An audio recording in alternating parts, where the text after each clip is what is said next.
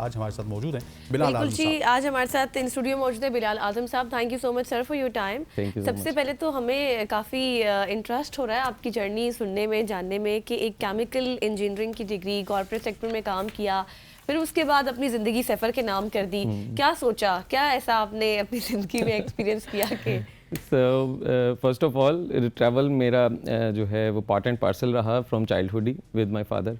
और फादर ही हमें पूरा नॉर्थ एरिया और वो सारी जगह घुमाया करते थे। तो लोकल ट्रैवल तो हम करते थे, लेकिन फादर खुद इंटरनेशनल ट्रैवल करते थे। अच्छा। तब हम तो नहीं साथ जाते थे, लेकिन वो चीज़ साथ थी। तो अच्छा, जब बचपन से ही शौक रहा, तो फिर जब कॉर्पोरेट जॉब में गए तो थोड़े पैसे आना शुरू हो गए साथ। अच्छा। तो हमने कहा अब हम अफोर्ड कर सकते हैं इंटरनेशनल ट्रैवल भी। प्लस ये भी था कि कंपनी की भी कुछ पॉलिसीज ऐसी थी जो बड़ी फेवरेबल थी, हमारे इंटरनेशनल ट्रैवल को भी बड़ा वो करती थी।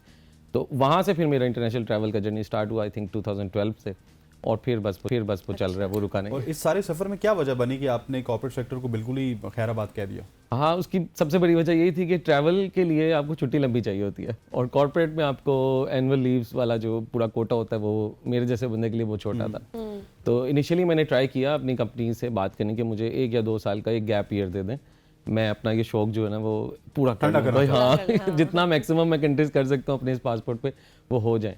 लेकिन उन्होंने कहा नहीं यार, ये पॉलिसियाँ यूरोप और अमेरिका में जरूर होती हैं, पाकिस्तान में ऐसी नहीं होती। तो अनफॉर्चुनेटली तो बिलाल साहब, इसमें जिस तरह आपने खुद पिछले सवाल के जवाब में जिक्र किया कि जब आपके पास पैसे आना शुरू हुए, आपने जॉब स्टार्ट की, तो आपको हुआ कि इंटरनेशनल विजिट्स करने चाहिए, लेकिन जब आपने छोड़ दिया तो ज़ाहिर मुश्किल तो फिर आपको हुई होगी, क्योंकि एक चैलेंजिंग सिचुएशन बन जाती है विदाउट पैसे अपने ऑन पर सब। बिल्कुल ऐसी है, लेकिन मैंने जो फैसला कर लिया था जॉब छोड़ने का वो मैंने 2014-15 में कर लिया था। और किन बेसिस पे किया? बैकअप था कि हमने मतलब कोई बैकअप तो होगा। हाँ, फिर बेसिकली वो बैकअप बनाने में मुझे 4 साल लगे, फिर मैंने 4 साल बैकअप बनाया। कि आपने खाली हाथ छोड़ा?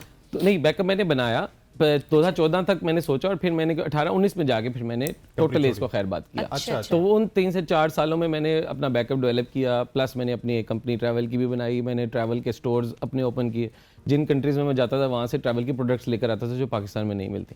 अच्छा। तो यहाँ पे मैंने ई-कॉमर्स का पूरा एक beingatraveler.com के ऊपर ही पूरा एक ई-कॉमर्स स्टोर अपना स्टार्ट किया एज अ केमिकल इंजीनियर। पूरी वेबसाइट बनाना और इसको ई-कॉमर्स चलाना वो भी साथ साथ मैंने किया। फिर मैंने एक ट्रैवल एजेंसी भी छोटी सी अपनी बना ली कि सारे जो हैं जानने वाले जितने भी लोग थे उन सबके टूर्स करवाने, और उसके साथ साथ मेरा यूट्यूब चैनल भी स्टार्ट हो चुका था, वहाँ से भी थोड़ी बहुत इनकम। तो मैंने कहा यार अगर मैं जॉब छोड़ दूँ ना, ये तीनों चारे जो मेरे आपके लिए मजीद रास्ते खोल दिए। मैंने कहा ये ट्रैवल के ही तीनों मेरे रिसोर्सेज हैं, और इन सबको जब मैं फुल टाइम दूंगा तो मेरा हो जाएगा। तो कुछ बैकअप रखा सेविंग वाला, और कुछ ये अल्लाह ताला का नाम लेके। बड़ा एक कैलकुलेटेड डिसीजन था आपका कि 14 में आपने फैसला किया कि मैंने जॉब छोड़नी है। 14 से लेके 18 तक आपने सारी चीजें प्रिपेयर की हैं, बैकअप पे स्टोर बनाया, फिर एक कंपनी बनाई, फिर यूट्यूब चैनल बनाया, और उसके बाद आपने छोड़ा। और ये एक बहुत बड़ी एग्जांपल है उन तमाम तर लोगों के लिए जो अपने पैशन को प्रोफेशन बनाना चाहते हैं कि अगर आपने अपने पैशन को प्रोफेशन बनाना तो बिलाल की तरह करें। ये नहीं कि मैंने अपने पैशन को प्रोफेशन बनाना है, बिलाल 2014 में छोड़ देते, उसके बाद इनको पता चलता ना मेरे पास फंड्स हैं इंटरनेशनल ट्रैवल के लिए, ना मैं घर से बाहर निकल सकता हूँ, और इनको बाहर फिर केमिकल की जगह फिर शायद कुछ और ही करना पड़ता, कोई और लोचा होता। और फिर सबसे बड़ी चीज हुई भी है कि फौरन कोविड आ गया, जिसके लिए सब कुछ छोड़ा था और वो बंद हो गया। पूरी दुनिया में ट्रैवल बंद हो गया। तो देन आई स्टार्टेड कि यार फिर अब पाकिस्तान में जो है ना अपना आपके जज्बात भी काफी आप मतलब मायूस हो गए होंगे कि अब मैं क्या करूं, इंसान को समझ नहीं आती। वो टाइम बिल्कुल ऐसा ही था। और फिर मैंने बाइक खरीदा अपना यहाँ पे 150। फिर मैंने पूरा पाकिस्तान सोलो किया फ्रॉम ऑल द कोविड के टाइम भी, all the way from Iran border, China border, India border, सारे बॉर्डर्स मैंने कवर करके पूरा पाकिस्तान सोलो ट्रैवल, वही कोविड के पीरियड के अंदर ही तकरीबन 1 से 1.5 साल के अंदर। तो वो मैंने एक्सपीरियंस आपको कैसे रहा बाइक के साथ? वो तो बहुत जो बाइक का एक्सपीरियंस है वो कोई सोलो होते थे आप? टोटल सोलो, सारा शूट भी, वीडियोग्राफी भी और एडिट्स भी, हर चीज को। थक नहीं जाते थे बाइक पे? एक्चुअल में बाइक का जर्नी ऐसा है कि वो हर अगले 10 मिनट बाद एक ऐसा चार्मिंग सिचुएशन आ जाती है कि पिछली थकावट आपको भुला देती है। तो उसकी वो एक बस है रूटीन, आप उसको मैनेज कर लो कि कैसे आपने बाइक का ट्रैवल करना है, कितना रेस्ट करना है, 45 मिनट बाद रुक जाओ, 30 मिनट की ब्रेक ले लो, जहाँ पे कुछ खाने वाली मजे की चीज़ नजर आती है वहाँ पे स्टॉप लगा लो। तो बाइक का जर्नी ओवरऑल। तो ये बाइक की जर्नी आपने कितने अरसे तक कंटिन्यू रखा है? ये मैंने 2 से 2.5 साल कंटिन्यूस किया। अच्छा। फिर मैंने जो अगले मुल्क करने थे मैं फिर वहां पे जाके बाइक रेंट पे करना शुरू हो गया। अच्छा, कि बाइक में इतना मजा आने लग गया कि वो इंडिपेंडेंस जो आपको मिलती है कि जिस तरफ भी जगह मिले उसी तरफ मोड़ लो, और जिस तरफ कोई रोड बनी भी नहीं वहां पे भी बाइक चढ़ा लो। तो फिर मैंने काफी कंट्रीज में फिर ये करना शुरू कर दिया कि जहाँ जहाँ पे बाइक के प्रोसीजर बड़े ईजी हैं, स्पेशली वियतनाम को, लाओस और ये थाईलैंड, मलेशिया, इनके काफी रीजन्स को फिर मैंने बाइक के ऊपर ही एक्सप्लोर किया पूरा, all the way from one end to last end in countries के। तो वो भी सारे वहाँ की बाइक्स लेके। ट्रैवलिंग पे बिलाल आपको सबसे ज़्यादा एज ए ट्रैवलर कौन सी चीज़ें फैसिनेट करती हैं? किसी को सहरा करते हैं, किसी को सरसब्ज़ और शादाब वादियाँ करती हैं, किसी को संगलाख पहाड़ करते हैं, किसी को खूबसूरत और सरसब्ज पहाड़ करते हैं। मुझे नंबर 1 पे जो पीक्स हैं स्पेशली उनकी ट्रैकिंग्स, और दूसरे नंबर पे बीचेस।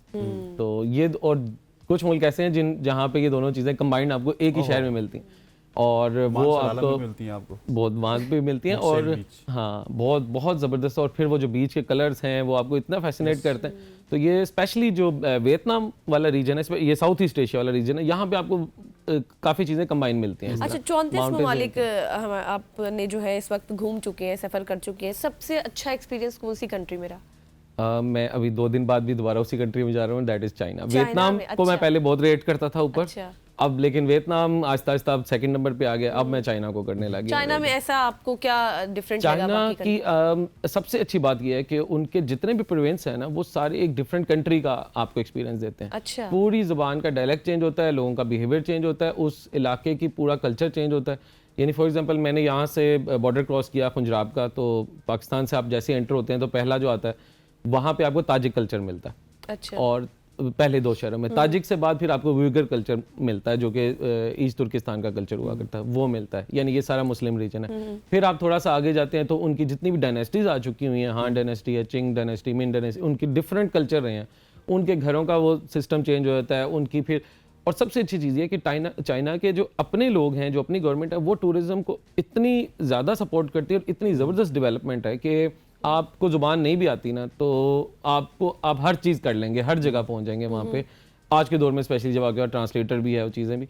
तो चाइना इज़ लाइक कि यार ये अब आप जाते हो तो आपको लगता है ये तो टूरिज्म के लिए, शायद मुल्की टूरिज्म के लिए तैयार हुआ है। और ऐसी ऐसी जगह हैं कि आपको लगता है कि आप फेरीलैंड वर्ल्ड के अंदर आ गए हो। बहुत मतलब आपको चाइना की सबसे ज़्यादा डाइवर्सिटी पसंद है, और जिस तरह से आप उनके कल्चर को देख रहे हो, तो मेरा ख्याल है कि आप जब भी किसी जगह पे ट्रैवल करने जाते हो तो बड़ी डीप चीज़ें देखते हैं, छोटी छोटी चीज़ों को नोट करते हैं, और यही चीज़ें मेरा ख्याल है आपको फैसिनेट करती हैं। लोगों के साथ मिलना, उनके स्पेशली लोकल लोगों के साथ बैठ के खाने खाना, उनकी जगह में बड़े मेहमान नवाज। अच्छा, ये ज़रूर है कि हमारी जो वीज़ा पॉलिसी है ना चाइना के साथ, वो थोड़ी सख्त ज़रूर है, लेकिन जैसे ही आप एंटर हो जाते हैं, वो जो पीपल टू पीपल कनेक्शन है ना, वो वाकई बहुत स्ट्रॉन्ग है। वो वहाँ के हमारे लिए एक वर्ड यूज़ करते हैं चाइनीज़, पाथी है, उसका मतलब होता है आयरन ब्रदर्स। अच्छा। तो उनको कहीं से पता लग जाए कि ये पाकिस्तानी है तो दूर से वर्ड बोलना शुरू कर देते हैं, पाती है अच्छा। कि हाँ, उन्होंने भी ऐसे ही पढ़ा हुआ है अपनी किताबों में जैसे हमने पढ़ा हुआ है कि Chinese are our iron brothers. तो वहाँ के खानों का बताएं जब आप जाते हैं, क्योंकि अभी आपका सेकंड वहाँ पर, तो कैसे फिर आप वहाँ को तो बड़ा अजीब। तो उधर ये है कि एक अगर तो आप ये काशगर और शिनचांग वाली साइड के ऊपर है, यहाँ पे तो आपको सारा मुस्लिम एरिया मिल जाता है।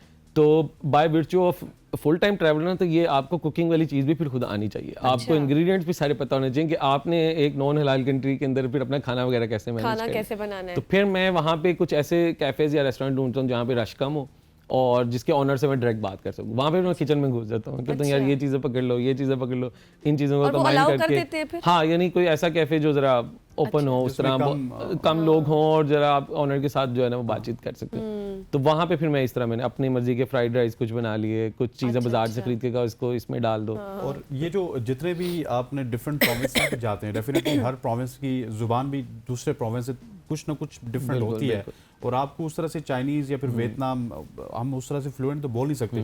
सो आप कह रहे हैं कि मैं वहाँ के सिटीजन के साथ भी बैठता हूँ, तो बैठ के कन्वर्सेशन किस तरह से स्टार्ट करते हैं? क्या आपको इंग्लिश वाले हर जगह पे मिल जाते हैं? अच्छा, अब जो नई जो जेंजी है उनको तो आती है थोड़ी बहुत इंग्लिश, लेकिन जो ट्रांसलेशन ऐप है ना, वो उसमें जो कन्वर्सेशन मोड आप ऑन कर लेते हो, तो वो उधर अपनी लैंग्वेज बोल रहा है, इधर मैं इंग्लिश में या इवन उर्दू में भी बोलता हूँ, तो ऐप सब इतना ज़बरदस्त आपकी कम्युनिकेशन करती हैं कि आपको फील ही नहीं होता कि आप किसी शुरू में आपको प्रॉब्लम हुई होगी, बाद में तो आप फिर। और इवन अब जो हमारी ऐप ट्रांसलेशन है, अभी हर जगह चाइनीज लिखी होती है, आप सिर्फ लाइव कैमरा बस आप ऊपर करते हो तो आपके मोबाइल पे वो इंग्लिश लिखी हुई आ रही होती है पीछे, चाहे जितनी मर्जी आपकी चाइनीज लिखी हो। अच्छा, वो सारी चीजें भी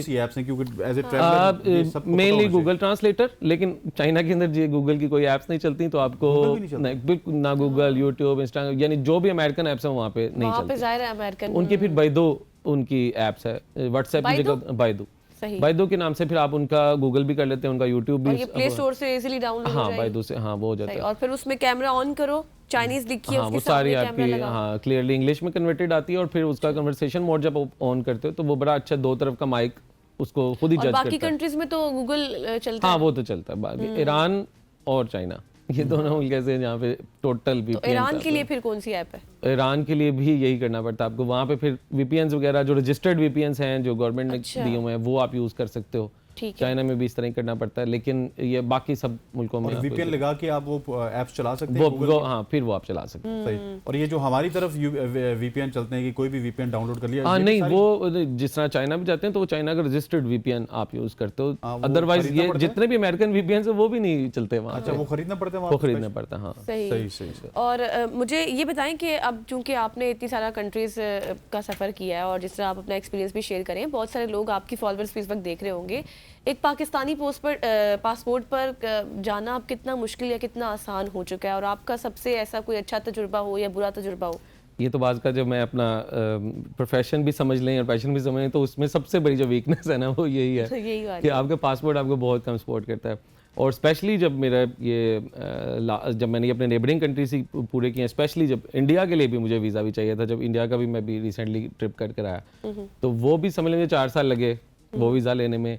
चाइना का भी आप जब वीज़ा लेते हैं तो आपको टूरिस्ट वीज़ा नहीं मिलता, आपको बिजनेस वीज़ा और फिर या ग्रुप टूरिस्ट वीज़ा आपको अप्लाई करना पड़ता है। वो इवन जैसा मैंने यूरोप के डिफरेंट कंट्रीज, अमेरिका, कनाडा, इन सब के भी वीज़े लेना बहुत ज़्यादा मुश्किल थे। लेकिन सबसे ज़्यादा मुश्किल तो इंडिया का था सर। इंडिया का तो बहुत मुश्किल था। वहाँ पे इंडिया कहाँ पे गए आप? इंडिया में बेसिकली तो दिल्ली का था हमारा वीज़ा, वो सिटी वाइज वीज़ा मिलता है आपको, पूरे कंट्री का नहीं मिलता और इंडियंस को भी इसी तरह मिलता है। लेकिन था वो दिल्ली का, जो वाघा बॉर्डर क्रॉसिंग का एक्सपीरियंस है बहुत ज़बरदस्त वो एक्सपीरियंस। वो वहाँ से फिर आपको अमृतसर लेके जाते हैं, वो वेलकम अमृतसर में पंजाब वाला वो बड़ा ज़बरदस्त। और फिर आगे दिल्ली 5-6 दिन दिल्ली के अंदर पूरे वहाँ के खाने, उधर की हिस्टोरी। क्या अच्छा लगा आपको? मुझे नंबर 1 पे हिस्ट्री का बहुत शौक था, तो वो सारी मुगलिया हिस्ट्री, और दूसरे नंबर पे इंडियन का खाना। रवैया कैसा रहा ये तो बताएं। इंडियंस का अगर आप लोकल सतह पे जब मिलते हैं ना तो बिल्कुल ऐसी है कि वो आपको वेलकमिंग मिलता है। बताने की जरूरत होती है कि आप पाकिस्तानी हैं? अच्छा नहीं, पता नहीं लगता, बट मैं जान के बताता था।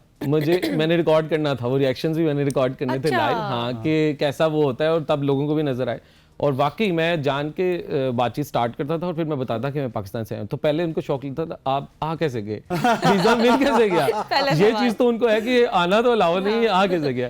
तो हम क्योंकि पाकिस्तान गवर्नमेंट के साथ वो पिलग्रिम वीज़ा पे गए थे तो 200 पाकिस्तानी लोगों का पूरा ग्रुप था जो हम उनके, तो वो एक था कि यार ठीक है हमारे पीछे गवर्नमेंट कर रही है, उनके साथ आए हुए हैं। लेकिन ये था कि मिलता वो आपको भी तो होती है, वो आपने फेस की इंडियंस में हेट, नफरत? नहीं, मुझे लोगों में बिल्कुल लोकल स्क्रूटनी पूरी करते हैं आप। ऑब्वियसली जो प्रोसेस है, जो आपके पीछे आपको देख रहे हैं लोग, वो उनका प्रोसेस ज़रूर चल रहा है, but right from the border to Delhi, even जो पुलिस वाले, इवन जो उनके जो हमारी सिक्योरिटी पे उनके जो फौजी भी एहलकार होते थे, उनके साथ भी एंड में इस तरह यारियां वाला था कि गुड बाय कर रहे हैं एक दूसरे को कि यार बड़ा अच्छा 5 दिन गुजरे। सुबह मुझे नाश्ते पे लेके गए पुलिस वाले, पैसे भी नहीं लेने दे रहे, पे भी नहीं करने दे रहे, समोसे खा रहे हैं, सेम वही जिस तरह हम इधर। तो वो मैंने रिकॉर्डेड पूरा जब शेयर किया अपना सारा जर्नी, तो उधर के लोगों को भी इधर के लोगों को भी बहुत ज्यादा वो चीजें हैं कि यार देखो मीडिया में किस तरह देखते हैं अक्सर, और यहाँ पे देखो लोकल लोग आपस में कैसे हैं। बिल्कुल ऐसे। बिलाल साहब, आपका इतना इंटरेस्टिंग जर्नी है कि हम चाहेंगे कि आप चाइना से जब वापस आए तो एक बार फिर हमारे साथ आएं, चाइना की भी जर्नी और फिर इंडिया के हवाले से बहुत सारे और सवाल भी हैं वो भी हम आपके सामने रखेंगे। आपकी तशरीफ आवरी का बहुत बहुत शुक्रिया।